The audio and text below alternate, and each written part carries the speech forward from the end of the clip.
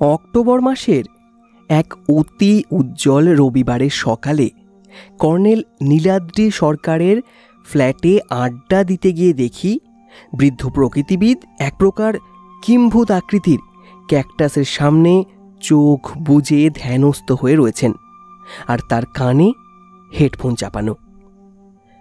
হেডফোনের তারটা গিয়ে ক্যাকটাসের গায়ে বেঁধানো একটা আলপিনের সঙ্গে যুক্ত রয়েছে। পা টিপে টিপে ঘরে ঢুকেছিলুম বুড়োকে একটু চমকে দেওয়ার আশায়, কিন্তু উল্টে আমাকেই ভীষণ চমকে উঠতে হলো যখন তিনি হঠাৎ ঠক ঠক করে কেমন অদ্ভুত ভঙ্গিতে কাঁপতে শুরু করলেন। আমি ভাবলুম ইলেকট্রিক শক খেয়েছেন কর্নেল। তাই শশব্যস্তে কাছে গিয়ে প্রথমে দেয়ালের সুইচ বোর্ডের সঙ্গে হেডফোনের সংযোগ খুঁজলুম। না দেখতে পেয়ে ধারণা হলো হয়তো এই অদ্ভুতে উদ্ভিদটা থেকে কোনো মারাত্মক বিদ্যুৎ শক্তি নির্গত হয়ে ওকে মুহুর্মুহু শকে জর্জরিত করছে। অতএব তক্ষুনি ক্যাকটাসের গা থেকে পিনটা উপড়ে ফেললুম। অমনি কর্নেল আহা করে বাঁচ খাই গলায় চেঁচিয়ে উঠলেন এবং আমাকে দেখতে পেয়ে করুণ স্বরে বললেন, করলে কি জয়ন্ত? আমার 22 ঘন্টা রক্ত জল করা পরিশ্রম বরবাদ করে ফেললে। আমি তো অপ্রস্তুত। ফ্যাল ফ্যাল করে তাকিয়ে বললুম, আরে আমি ভেবেছি আপনার ইলেকট্রিক শক লেগেছে। কর্নেল হতাশ ভঙ্গিতে মাথা নেড়ে উঠে দাঁড়ালেন। তারপর হেডফোনের মতো যন্ত্রটা মাথা থেকে খুলে বললেন, তুমি কি ক্ষতি করলে জয়ন্ত, তোমায় বোঝাতে পারবো না। এই যে যন্ত্রটা দেখছো, এটা উদ্ভিদ বিজ্ঞানী স্যার জগদীশ বসুর গবেষণার ওপর ভিত্তি করে এক রুশ বিজ্ঞানী সম্প্রতি তৈরি করেছেন। উদ্ভিদের যে ভাষা আছে এই যন্ত্রের মাধ্যমে বোঝা যায়, এবং সে যা বলছে তার জবাবও তার ভাষায় দেয়া যায়। অবাক হয়ে বললুম, আপনি ম্যালেরিয়া পাওয়া লোকের মতো ঠক ঠক করে কাঁপছিলেন, তা কি ওই হতচ্ছাড়া ক্যাকটাসের সঙ্গে কথা বলছিলেন? ঠিক ধরেছ, বলে ঘুঘু মশাই কোণের দিকে আরাম কেদারায় গিয়ে বসলেন। তারপর চুরুট ধরালেন।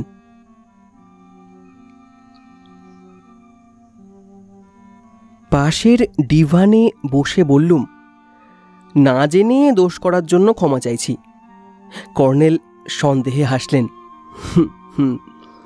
জয়ন্ত, তোমায় একটা বই দেব, the secrets of plant life. পড়লে বুঝতে পারবে উদ্ভিদ কিভাবে মানুষের সঙ্গে যোগাযোগ করতে চায়। যাকগে, বসো, কফি টফি খাও, ষষ্ঠীকে বলি। বলে তিনি ষষ্ঠীচরণকে হাঁক দেওয়ার জন্য ঠোঁট ফাঁক করার সঙ্গে সঙ্গেই ষষ্ঠীচরণ ট্রে হাতে ঘরে ঢুকল। একগাল হেসে বলল, কাগজের দাদাবাবু, প্রতাপগড়ের প্রেতমির খবরটা কি সত্যি গো? ষষ্ঠী ইদানিং আমায় কাগজের দাদাবাবু বলে সম্ভাষণ করে, তবে দুঃখের বিষয় কাগজের লোক বলেই কাগজের খবরে আমার একদম রুচি নেই। ময়রা কি সন্দেশ খেতে ভালোবাসে, তাই বললুম, ষষ্ঠী, পেতনির খবরের চেয়ে তোমার কর্তামশায়ের যে কীর্তি এইমাত্র দেখলাম, সেটাই আজকের বড় খবর। ষষ্ঠীচরণ বেজায় মুখে চলে গেল। কর্নেল কফির পেয়ালা তুলে চুমুক দিয়ে বললে, ষষ্ঠীকে অবহেলা করো না ডার্লিং। আজকাল আমি বিবিধ বিষয়ে ওর পরামর্শ নিই। জয়ন্ত, ইনটুইশন বলে একটা ব্যাপার আছে, যা প্রকৃতি অনেক মানুষকে দিয়েছেন, এবং এতে শিক্ষিত অশিক্ষিত ভেদাভেদ রাখেননি। তাছাড়া তুমি জানো, প্রখ্যাত নাট্যকার ইবসেন নাটক লিখে আগে তার পরিচারিকাকে শোনাতেন। বললুম, আপনার ভাষণের লক্ষ্য কি কর্নেল? প্রতাপগড়ের পেতনি? কর্নেল মুচকি হেসে বললেন, ষষ্ঠীর মধ্যে প্রকৃতিদত্ত সেই সূক্ষ্মবোধ আছে জয়ন্ত। আজ ওই খবরটার দিকে যে আমার দৃষ্টি আকর্ষণ করার চেষ্টা করেছে বারবার। আমি ক্যাকটাস নিয়ে ব্যস্ত থাকায় মন দিতে পারিনি। তবে আমার ধারণা খবরটা নিশ্চয়ই সামান্য খবর নয়। পাশে টেবিলের ওপর সেদিনের কয়েকটা কাগজ ছিল। আমাদের কাগজ দৈনিক সত্যসেবককে আমি তত গুরুত্ব দিই না, তাই অন্য একটা বাংলা দৈনিক তুলে নিলুম। প্রথম পাতার নিচের দিকে খবরটি দেখতে পেলুম। ডাকুরানী লক্ষ্মীর প্রেতাত্মা, প্রতাপগড়, 12ই অক্টোবর। সম্প্রতি এ অঞ্চলে অদ্ভুত ধরনের কয়েকটি ডাকাতির খবর পাওয়া গেছে। শেষ ডাকাতি ঘটেছে একটি পেট্রোল পাম্পে। গতকাল এই পাহাড়ি শহরের প্রান্তে রাত 9টার সময় ডাকুরানী লক্ষ্মী আচমকা হাজির হয়। তাকে দেখা মাত্র পাম্পের কর্মচারীরা হতবাক হয়ে যায়, কারণ লক্ষ্মী গত মাসে পুলিশের সঙ্গে সংঘর্ষে নিহত হয়েছে এবং অসংখ্য মানুষ তার মৃতদেহ দেখেছে। অবিকল সেই রক্তাক্ত মৃতদেহ জীবিত মানুষের মতো পেট্রোল পাম্পে উপস্থিত হয়েছে এবং তার হাতে যথারীতি রিভলভারও রয়েছে দেখে কর্মচারীরা আতঙ্কে কেউ মূর্ছিত হয়ে পড়েন, কেউ দিশেহারা হয়ে পালিয়ে যায়। পাম্পের মালিক পুলিশকে জানিয়েছেন তার ক্যাশে তখন 17,000 টাকা ছিল। সে টাকা আর পাওয়া যায়নি। পুলিশের ধারণা কেউ লক্ষ্মী সেজে এই কাজ করে বেড়াচ্ছে। ইতিপূর্বে ঠিক এমনই ঘটনা আরও কয়েকটি ঘটেছে। উল্লেখ করা যায়, এই পেট্রোল পাম্পের মালিকের বাড়িতেও কদিন আগে মৃতা লক্ষ্মী একইভাবে হানা দেয়। তখন তিনি তার রাইফেল থেকে গুলি চালান। আশ্চর্য, লক্ষ্মীর গায়ে একটা গুলিও লাগেনি। পুলিশ অবশ্য এই ঘটনার ব্যাখ্যা দিয়ে বলেছে যে গুলি লক্ষ্যভ্রষ্ট হয়েছিল। কাগজটা মুড়ে রেখে দিলুম। কর্নেল বললেন, তোমার ইনটিউশন কি জয়ন্ত? পুলিশ যা বলছে, অর্থাৎ লক্ষ্মী সেজে ডাকাতি করে বেড়াচ্ছে। হ্যাঁ, আবার কি? কর্নেল হাসতে হাসতে বললেন, ষষ্ঠীর ইনটিউশন অন্য কথা বলছে। লক্ষ্মীর পেতনি ডাকাতি করে বেড়াচ্ছে না, ওই খবরের কিছু গোলমেলে ব্যাপার সে ধরিয়ে দিয়েছে। কর্নেলের মুখে সেই হাসি রেখে আমার দিকে তাকিয়ে আছেন। মুখে রহস্যের ভঙ্গি, যা দেখে আমি বরাবর উত্তেজনা অনুভব করি। বললুম, সংস্কৃতে একটা শ্লোক আছে, সংগর্জা দেশগুণা ভবন্তি। তা ষষ্ঠীচরণ আপনার মতো ধুরন্ধর গোয়েন্দা সংসর্গে থেকে বুঝি পাতি গোয়েন্দা হয়ে উঠেছে। দেখুন কর্নেল, খবরের কাগজের প্রত্যেকটা খবরে গোলমাল থাকবেই থাকবে, আর সেটাই নিয়ম। কারণ খবর যিনি পাঠান এবং যিনি তা অনুবাদ করেন। বাধা দিয়ে কর্নেল বললেন, জয়ন্ত, আমার কথাটা আগে শোনো। বলুন। এবং এক কাজ করা যাক, ষষ্ঠীচরণের মুখেই তার ধারণার কথাটা শোনা ভালো। বলে কর্নেল ডাকলেন, ষষ্ঠী, ও ষষ্ঠী, এদিকে একবারে আসবে কি? ষষ্ঠীচরণ যেন ওঁত পেতেই ছিল। পর্দা তুলে গম্ভীর মুখে বলল, বলুন স্যার। কর্নেল বললেন, পেতনির খবরের কি যে খটকা আছে বলছিলে তখন? অভিমান দেখিয়ে ষষ্ঠী বলল, আছে। শুনলে না তো? এবার বলো, শুনবো। তোমার কাগজের দাদাবাবু শুনবেন। ষষ্ঠী ফিক করে হাসল সঙ্গে সঙ্গে। বলল, মজাটা দেখুন, প্রতাপগড় তো স্যারের সঙ্গে কতবার আমি গেছি। কাগজের দাদাবাবু গেছেন। টাউনের শেষে বড় রাস্তার ধারে পেট্রোল পাম্প। কেমন তো? রাত 9টার সেই পাম্পে 17,000 নগদ টাকা মজুত রেখেছে মালিক। বিশ্বাস হয় বলুন? বললুম, চুরি ডাকাতির পর লোকে পুলিশকে বাড়িয়েই বলে। বলুক না, কিন্তু একই লোকের ওপর পেতনি দুবার হামলা করলো, 17,000 টাকা এবং গায়ে গুলি লাগেনি, দুটোতে খটকা বাজছে কাগজের দাদাবাবু। কিসের খটকা বুঝলাম না ষষ্ঠী। ষষ্ঠী ক্রুদ্ধভাবে বলল, বেশি লেখাপড়া জানি নে কাগজের দাদাবাবু, কিন্তু আমার মনে একটা খটকা বেঁধেছে, মনে হচ্ছে বড় কিছু ঘটবে। এগুলো তারই গোড়াপত্তন। তাছাড়া ডাকাতি শুধু একজনই করলো, দলবল সঙ্গে নেই, একা। আর তার চেয়ে বড় কথা, পেতনি ডাকাত, দেখবে নির্ঘাত বড় কিছু ঘটবেই। ষষ্ঠীর হাবভাবে হাসিই পাচ্ছিল, কিন্তু বেচারাকে দুঃখ দেয়া ঠিক নয় ভেবে মুখের চিন্তার ভাব ফুটিয়ে তুললুম। তুমি যে আঁচ করছো সত্যি হতে পারে বই কি।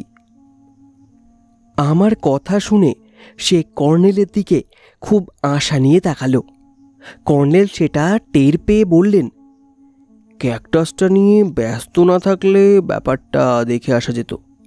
তাছাড়া এ শরৎকালে প্রতাপগড়ের তুলনা হয় না, প্রকৃতি তাকে এ সময় দারুণ সাজিয়ে তোলে।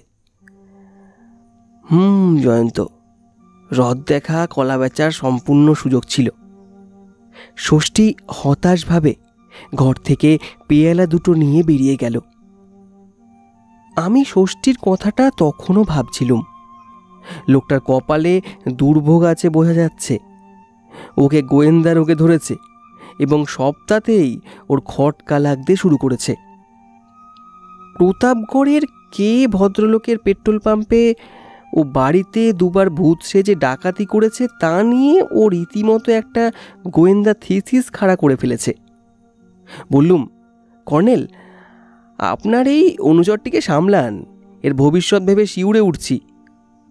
কিন্তু কর্নেল আমার কথার জবাব দিলেন না। চেয়ারে তখনকার মতো বসে হেডফোন জাতীয় যন্ত্রটা পড়তে ব্যস্ত রয়েছেন। গতিক দেখে আমি উঠে দাঁড়ালুম, বললুম, আসি কর্নেল। তবু কর্নেলের কোনো সাড়া না পেয়ে বেরিয়ে গেলুম। ওর এমন অদ্ভুত আচরণ এতদিনে গা সওয়া হয়ে গেছে, আজকাল আর একটুও গায়ে মাখিনে। সেদিন কাগজের অফিসে আমার বিরতির দিন। দুপুরে ঘুমিয়ে গেছি খেয়ে দে। এক সময় ফোন বাজল। কানে তুলতেই চেনা কণ্ঠস্বর ভেসে এলো। ডার্লিং, জয়ন্ত, তুমি কি ঘুমাচ্ছিলে? এই দিন দুপুরে ঘুমই বাঙালির পতনের কারণ। তা শোনো, কাল ভোরে 5:30টায় আমরা প্রতাপগড় রওনা হচ্ছি, তৈরি থেকো। চমকে উঠেছিলাম। ডাক এসেছে নাকি সেখান থেকে? ঠিকই ধরেছ। পুলিশের ডাক বুঝি? না না, পুলিশ নয়, মোহন প্রসাদ সিং, মানে যার পাম্পে লক্ষ্মী রানীর ভূত হামলা করেছিল, তিনি আমাকে ডেকেছেন। আরে বলেন কি? যে কেউ ডাকলেই আজকাল বুঝি আপনি চাকরের মতো? না না, মোহনজি আমার সুপরিচিত জয়ন্ত, একবার ওর আতিথ্যে কাটিয়ে এসেছিলুম। অমায়িক সজ্জন মানুষ। সকালে তুমি চলে যাওয়ার পর উনি ট্রাঙ্ক কল করেছিলেন। তাহলে ষষ্ঠীচরণের গোয়েন্দাগিরি আর ঠেকানো গেল না। হাসতে হাসতে কর্নেল বললেন, ঠিক আছে ঠিক আছে, তৈরি থেকো তৈরি থেকো।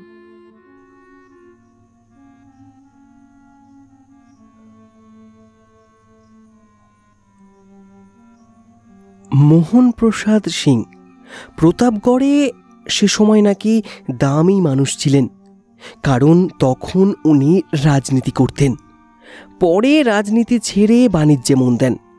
খুব একটা বড় ব্যবসায়ী হতে পারেননি। একটা পেট্রোল পাম্প, একটা ট্রাক এবং একটা জিপ গাড়ি আর একটা কাঠগোলার মালিক হয়েছেন। মাইল 5 দূরে প্রতাপগড় রিজার্ভ ফরেস্ট। মরশুমে সেখানে সরকার বন এলাকার গাছ বিক্রি করে। টেন্ডার ডাকা হয়। মোহনজি তদ্বির করে টেন্ডার জোগাড় করেন। তবে চোরাই কাঠ চালানকারীরাও কম নেই তল্লাটে। মোহনজির বাড়িতে থাকাটা ঠিক মনে করেনি কর্নেল। আমরা উঠেছি সেচ দপ্তরের বাংলোয়। মোহনজি তার জিপটা আমাদের সেবায় দিয়েছেন। ড্রাইভারের নাম মহাবীর। গাট্টা গোট্টা চেহারা। লক্ষ্মী ডাকুরানির অসংখ্য গল্প সে জানে। কিভাবে লক্ষ্মী নদীর ধারে পুলিশের সঙ্গে সংঘর্ষে মারা পড়েছিল তা সে স্বচক্ষে দেখেছে। লক্ষ্মীর রক্তাক্ত লাশের একটা ভয়ঙ্কর বিবরণ তার কাছ থেকে শুনেছি আমরা। তাছাড়া মোহনজির পাম্পে ডাকাতির সময় সে ওখানে উপস্থিত ছিল। সেই রক্তাক্ত লাশকে জীবিত মানুষের মতো হানা দিতে দেখে আতঙ্কে সে পালিয়ে গিয়েছিল। শুধু তাই নয়, সে রাতে মোহনজির বাড়িতে লক্ষ্মীর ভূত হামলা করে সে রাতেও সে খাটিয়া পেতে বারান্দায় শুয়েছিল। ঝমঝম করে বৃষ্টি হচ্ছিল। বৃষ্টির মধ্যে লক্ষ্মীর আবির্ভাব হয়।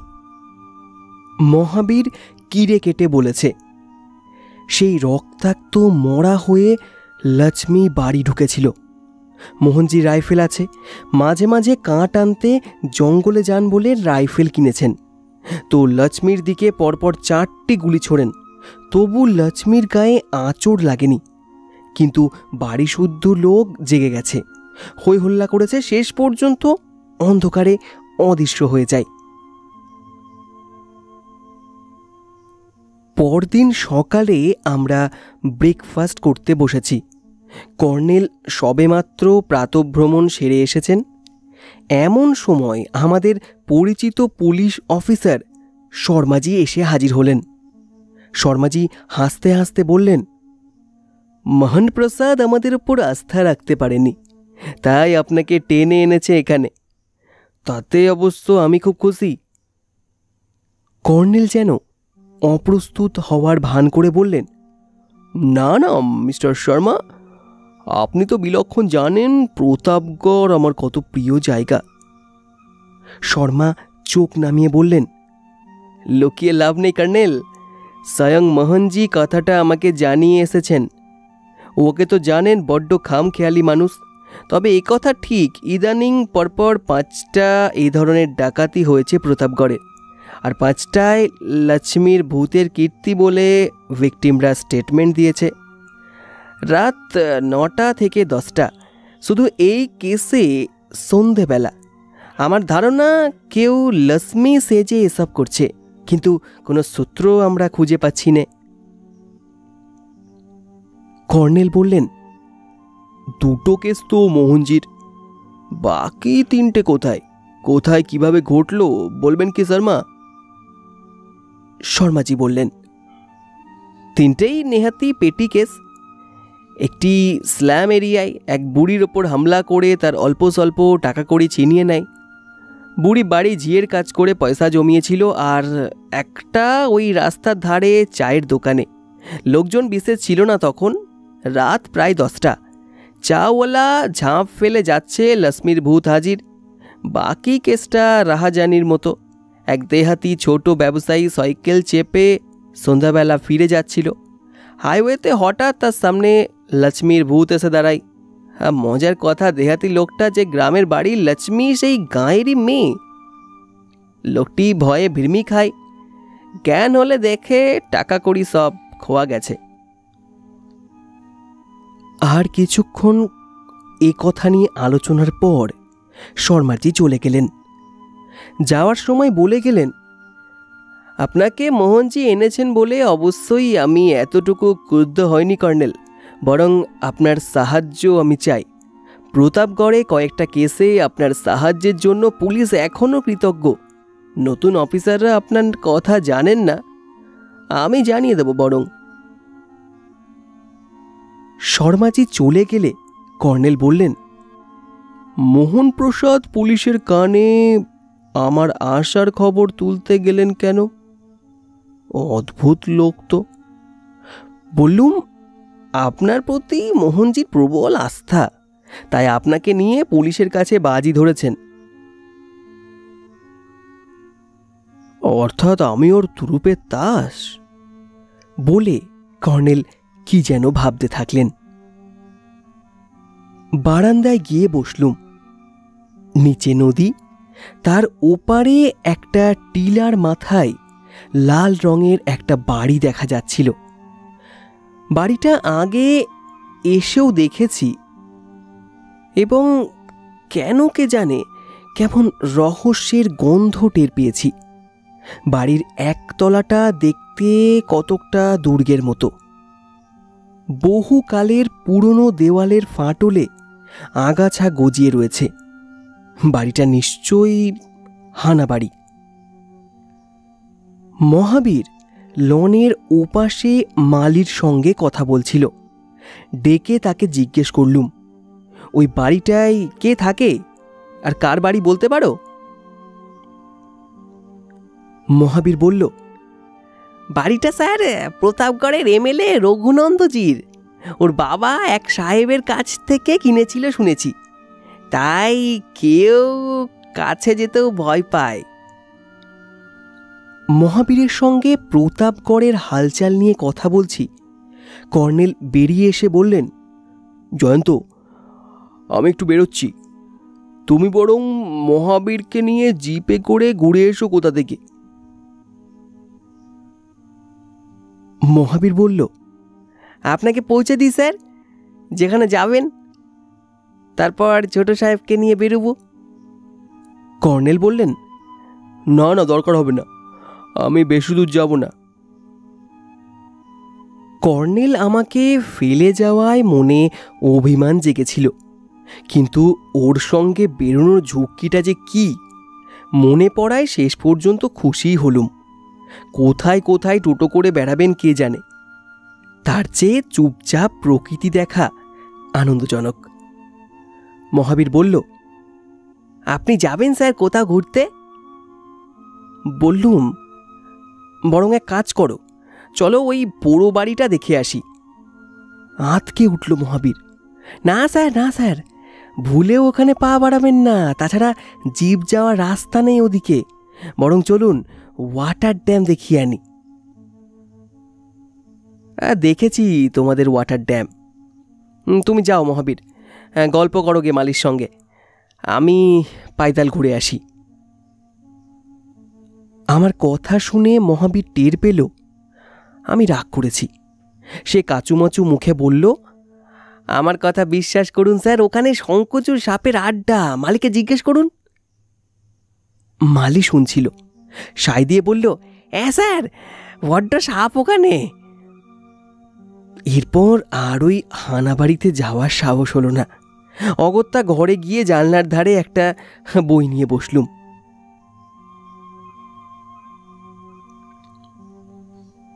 একটু পরে খোলা জানলা দিয়ে তাকিয়ে দেখি হানাবাড়িটা নদীর ওপারে দেখা যাচ্ছে, আর তার ছাদে কে যেন দাঁড়িয়ে আছে। বাড়ির ছাদের ওপর একটা প্রকাণ্ড গা ঝুঁকে পড়ায় তার ছায়ায় দাঁড়িয়ে থাকা মূর্তিটি ভালো করে ঠাউর হচ্ছিল না। কর্নেলের বাইনোকুলারটা খুঁজলুম, সঙ্গে নিয়ে গেছেন যথারীতি। অগত্যা বারান্দায় গিয়ে ভালো করে দেখার চেষ্টা করলুম। এবার অবাক হয়ে গেলুম, মূর্তিটা স্ত্রীলোকের। এই পুরো বাড়িতে সাপের ভয় তুচ্ছ করে কোনো স্ত্রীলোক দাঁড়িয়ে থাকতে পারে, এটা বেশ অস্বাভাবিক ব্যাপার। মহাবীরকে ডাকলুম। মহাবীর আমার কথা শুনে ওদিকে তাকালো, তারপর দু হাতে চোখ ঢেকে ভয় পাওয়ার গলার স্বরে বলে উঠল, স্যার স্যার, ও যে লক্ষ্মী ডাইনি। শোনা মাত্র আমার মাথায় জেদ চাপল। দ্রুত ঘরে ঢুকে ব্যাগ থেকে আমার .38 খুদে রিভলভারটা গুলি ভরে বেরিয়ে এলুম, কিন্তু তখন আর মূর্তিটি নেই। মহাবীর বলল, কোথায় যাচ্ছেন স্যার? আসছি বলে গেট পেরিয়ে রাস্তা থেকে বাঁ দিকে নেমে বড় বড় পাথর আর ঝোপঝাড় পেরিয়ে সেই টিলার কাছে পৌঁছলুম। এবার ভয় জাগল, সাপের ভয়। সাবধানে নজর রেখে টিলায় উঠতে শুরু করলুম। বাড়িটা কোনো ক্রমে টিকে আছে। আগাছার জঙ্গলে ঘিরে ফেলেছে তাকে। ফাঁকা জায়গা দিয়ে এগিয়ে প্রাঙ্গণে ঢুকলুম। তারপর মনে হলো বাড়িতে যেন মানুষ থাকার গন্ধ পাচ্ছি। এটা বুঝিয়ে বলা কঠিন, ষষ্ঠীর মতো একটা ইনটিউশন হতে পারে।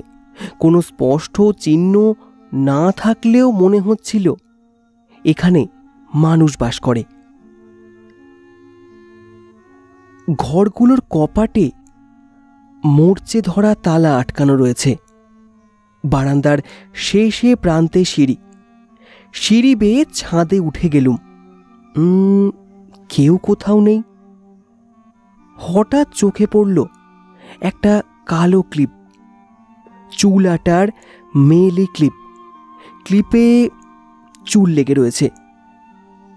শুকে সস্তা গন্ধ তেলেরও টের পেলাম। বাড়িটার আনাচে কানাচে তন্ন তন্ন করে খুঁজেও সেই স্ত্রী লোকটিকে দেখতে পেলুম না।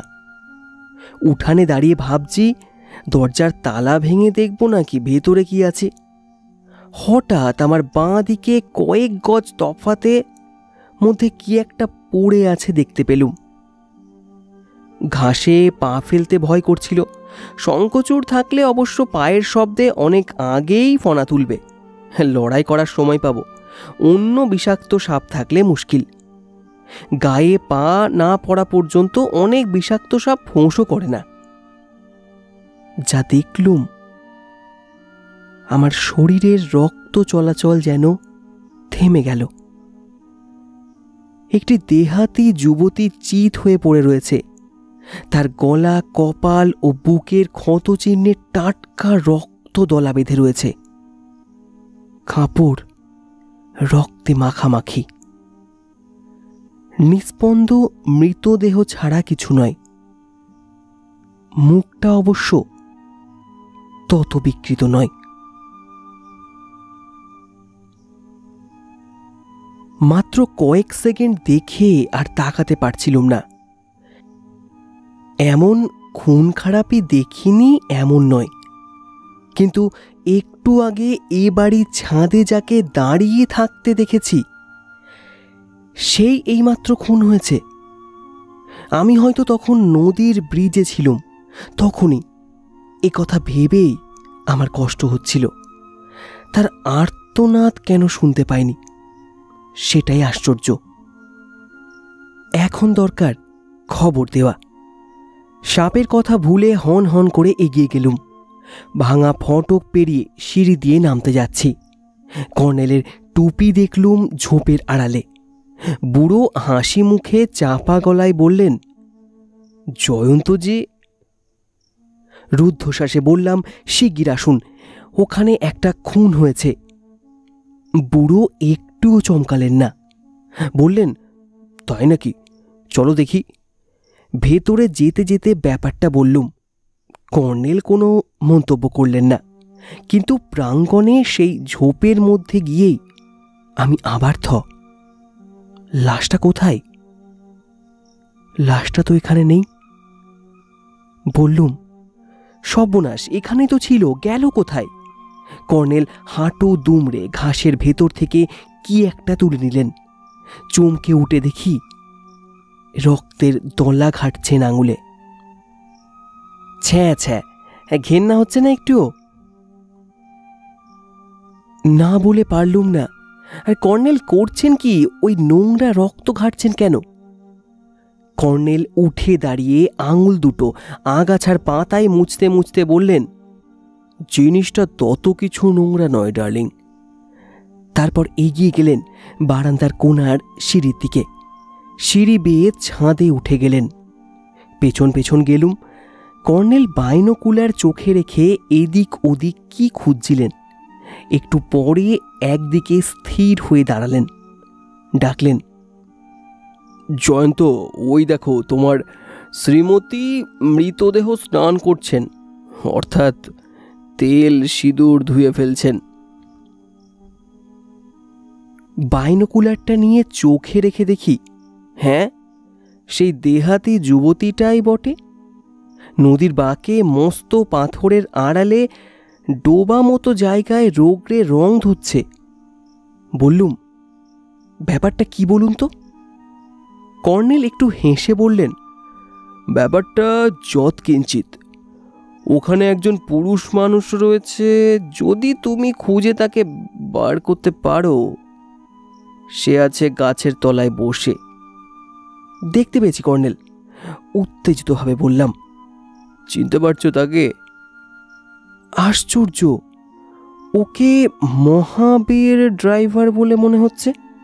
That's right darling. এবারে চলে এসো, কেটে পড়া যাক। সাবধান, আমরা এবার উল্টো দিকে বড় ব্রিজ পেরিয়ে বাংলোয় ফিরব। কিছুক্ষণ পরে দুর্গম জায়গায় অশেষ কষ্ট করে হেঁটে হাইওয়ের বড় ব্রিজে পৌঁছলুম দুজনে। তারপর বললুম, আপনি ওখানে জুটলেন কিভাবে? কর্নেল চুরুট জেলে ধোয়া ছেড়ে হাসতে হাসতে বললেন, আজ সকাল থেকে টোপ খেলানো হচ্ছে, অর্থাৎ বাংলোর উল্টো দিকে নদীর ধারে রঘুনন্দজির ওই পোড়ো বাড়ির ছাদে আমাদের লক্ষ্মীর প্রেতাত্মা দর্শনের ব্যবস্থা করে দিচ্ছিল কেউ। প্রাতঃভ্রমণে বেরিয়ে আমার নজরে পড়েছিল, কিন্তু আমল দিইনি। তখন সঙ্গে এই দূরদর্শন যন্ত্রটা ছিল না। ফিরে এসে তখনও তুমি ঘুমিয়ে আছো। বস্তুটা চোখে রেখে দেখলুম, যা ভেবেছিলাম তাই। তখন ঘুরপথে বেরিয়ে পড়লুম। এগোতে যাচ্ছি, হঠাৎ দেখি তুমি আসছো। বুঝতে পারলুম কেন আসছো অমন হন্তদন্ত করে। তবে তুমি আমার সঙ্গী এবং কলকাতার লোক, ভূত বিশ্বাস করবে না এবং অনর্থ ঘটাবে জেনে। মহাবীরের বউ। অবাক হয়ে বললুম, মহাবীরের বউ? বলেন কি? হ্যাঁ জয়ন্ত, কাল মোহনজির বাড়িতে মেয়েটাকে দেখেছি আমরা। তাই বলুন, কিন্তু হঠাৎ অমন লাশ হয়ে পড়েছিল কেন? তোমাকে ধোকা দিতে। মুখোমুখি হতে যাচ্ছিলে প্রায়, হঠাৎ বুদ্ধি খাটিয়ে ও লাশ হয়ে পড়ে রইল। তুমি ধাঁধায় পড়ে গেলে। পুলিশকে খবর দিতে ছুটবে, এ তো জানা কথা। সেই ফাঁকে নিরাপদে পালানোর সুযোগ করে দিল। তাহলে মহাবীরের বউ লক্ষ্মীর ভূত সেজে ডাকাতি করে বেড়াচ্ছে। বলে কর্নেল একরাশ ধোঁয়া ছাড়লেন।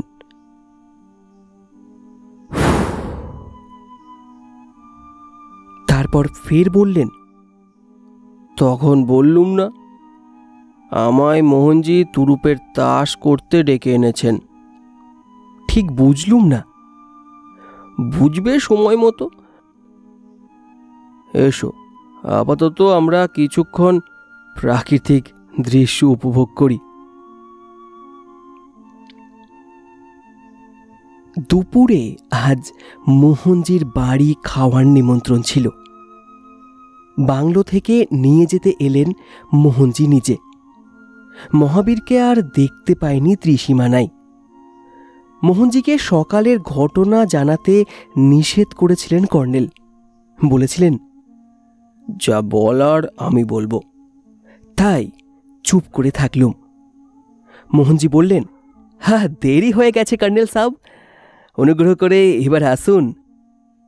কিন্তু কর্নেল গোমরা মুখে বললেন, ক্ষমা চাইছি মোহনজি, রাত থেকে প্রচণ্ড পেটের অসুখে ভুগছি, কিছু মুখে দেওয়ার উপায় নেই। আপনি জয়ন্তকে নিয়ে যান। মোহনজি অবাক হয়ে বললেন, আরে সে কি, এত সব আয়োজন করেছি। কর্নেল আরও গম্ভীর হয়ে বললেন, উপায় নেই মোহনজি, আমি মহাবীরকে বলে পাঠাবো ভেবেছিলাম, খুঁজে পেলাম না। মোহনজি ক্রুদ্ধ হয়ে বললেন, এটা কেমন কথা? আমি এত আশা করে। বাধা দিয়ে কর্নেল একটু হেসে বললেন, আপনার আশা না মেটাতে পারায় আমি দুঃখিত। আর মোহনজি, আমার এই এক বেয়ারা স্বভাব, আমায় কেউ প্রতারণা করছে জানতে পারলে তার ছায়া আমি মারাই নে। মোহনপ্রসাদ চমকে উঠলেন। আমি আপনাকে প্রতারণা করেছি কি বলছেন? হ্যাঁ, কর্নেল দৃঢ় স্বরে বললেন। আপনার ড্রাইভার মহাবীরের বউকে আপনি লক্ষ্মীর ভূত সাজিয়ে এত কাণ্ড করেছেন, আবার সেই রহস্য ফাঁস করতে আমায় ডেকে এনেছেন। আপনার উদ্দেশ্যটা কি? মোহন প্রসাদ চেঁচিয়ে উঠলেন, ঝুট, বিলকুল ঝুট, এ আপনি কি বলছেন? কর্নেল অন্যদিকে ঘুরে বললেন, যা বলার আমি বলেছি, এখন আপনি আসতে পারেন। মোহন প্রসাদ রাঙা মুখে গট গট করে বেরিয়ে গেলেন। বাইরে ওর জিপের আওয়াজ শোনা গেল। তারপর আমি বললুম, ওকে খামোখা রাগিয়ে দিলেন কেন কর্নেল? কর্নেল বললেন, সাবধান করার জন্য। জানিয়ে দিলুম ওর চালাকি ধরে ফেলেছি। আশা করি তুমি আগাথা ক্রিস্টির ABC মার্ডার পড়েছ। খুনির উদ্দেশ্য সিকে খুন করা, পুলিশকে লক্ষ্যভ্রষ্ট করার জন্য সে A এবং B কে খুন করেছিল। কিন্তু এক্ষেত্রে 5টি কেস তো ডাকাতি, খুন নয়। কর্নেল হাসলেন। প্রথম 2টো কেস মোহন প্রসাদের পাম্প ও বাড়িতে হামলার, ওটা ওর সাজানো গল্প। আর বাকি 3টে ঠিক, কিন্তু 2টোর উদ্দেশ্য লক্ষ্মীর ভূতের কথা প্রচার করা। বাকি 3টে সেই প্রচারের ভিত্তি মজবুত করবে। আমার ধারণা এবার 6 নম্বর কেস আমার উপস্থিতিতে করার প্ল্যান ছিল মোহনজির। যেহেতু উনি আমাকে এনেছেন এই রহস্যের পর্দা তুলতে এবং সে কথা পুলিশকে জানিয়েও দিয়েছেন, সেই হেতু এই পরিকল্পিত এবং সম্ভাব্য 6 নম্বর কেসেও তার প্রতি এতটুকু নজর পড়ার কথা নয় পুলিশের। সেজন্য আপনি তুরুপের তাস কথাটা বারবার বলছিলেন। ঠিক ধরেছ ডার্লিং। 6 নম্বর কেসে কি ঘটতে পারে ভেবেছিলেন? একটা বড় কিছু, কর্নেল চিন্তিত মুখে বললেন। ষষ্ঠীর ইনটিউশনটা খুব খাঁটি, কিন্তু সেই বড়টা কি মাথায় আসছে না। তবে সেটা থেকে মোহন প্রসাদ যাতে নিবৃত্ত হন তাই মুখের ওপর জানিয়ে দিলুম সব কথা। আশা করি আর উনি এগোবেন না। বলে কর্নেল পায়চারি শুরু করলেন। বিড়বিড় করে বলতে শুনলুম, কি হতে পারত 6 নম্বর ঘটনাটা? কি হতে পারত? কি সেটা? তারপর ঘুরে আমার দিকে তাকিয়ে বললেন, জয়ন্ত, মনে হচ্ছে ABC মার্ডারের অন্তিম লক্ষ্যের মতো ওর যে নির্দিষ্ট লক্ষ্য ছিল তা খুব গুরুত্বপূর্ণ ওর জীবনে। পূর্ব প্রতিহিংসা চরিতার্থ করা, নাকি কোনো আর্থিক লাভালাভের ব্যাপার? হাসতে হাসতে বললুম, যা ঘটেনি এবং আশা করি আর ঘটবে না। আপনি যেহেতু ওর কীর্তিকলাপ জেনে গেছেন, তা নিয়ে মাথা ঘামিয়ে লাভ কি? এদিকে আমাদের খিদেও পেয়ে গিয়েছে। চলুন কোনো হোটেলের দিকে পা বাড়াই। কর্নেল বললেন, 6 নম্বর ঘটনা আমি আটকে দিয়েছি, কিন্তু জানতে ইচ্ছা করছে কি ঘটতে যাচ্ছিল। সম্ভবত সেটা ডাকাতি নয়, খুন খারাপি। হ্যাঁ, লক্ষ্মীর ভূতের হাতে একটা মৃত্যু। করুণ মুখে বললুম, কর্নেল, আমার সত্যি খিদে পেয়েছে। বৃদ্ধ গোয়েন্দা প্রবর বিচলিত হয়ে উঠলেন সঙ্গে সঙ্গে। হ্যাঁ, চলো চলো। প্রতাপগড় থেকে ফেরার দিন 15 পরে কর্নেল একদিন ফোন করলেন। জয়ন্ত, প্রতাপগড়ের MLA রঘুনন্দন সিংহের ডেড বডি পাওয়া গিয়েছে নদীর ধারে। লক্ষ্মীর ভূতের হাতেই খুন হওয়ার কথা ছিল, কিন্তু তা হয়নি, সেফ খুন। শর্মাজি ট্রাঙ্ক কলে জানালেন এইমাত্র। রঘুনন্দের কাছে টিট হয়ে মোহনজি রাজনীতি ছেড়েছিলেন। অবশ্য আমি শর্মাজিকে লক্ষ্মীর ভূত রহস্য ফাঁস করে না এলে মোহনজিকে সন্দেহ করতেন না ওরা। যাই হোক, মোহনজিকে গ্রেপ্তার করা হয়েছে। লক্ষ্মী আর মহাবীর তো আমার চলে আসার পরই গা ঢাকা দিয়েছিল। এখনো পুলিশ তাদের খুঁজছে। তাহলে দেখলে তো 6 নম্বর শিকার কে ছিল। ষষ্ঠীচরণের মাইনে বাড়িয়ে দিলুম জয়ন্ত, সময় করে চলে এসো।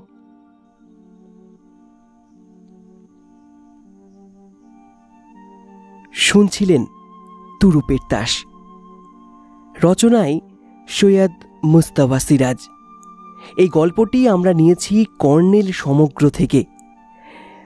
গল্প পাঠ, বিভিন্ন চরিত্রে যন্তর মন্তর, সমগ্র পরিচালনা, সাউন্ড এফেক্টে যন্তর মন্তর। কেমন লাগলো আজকের গল্পটি অবশ্যই কমেন্ট করে জানাতে ভুলবেন না। আর যদি গল্পটি ভালো লেগে থাকে তবে শেয়ার করতে পারেন আপনার বন্ধুবান্ধব এবং পরিবারের সাথে।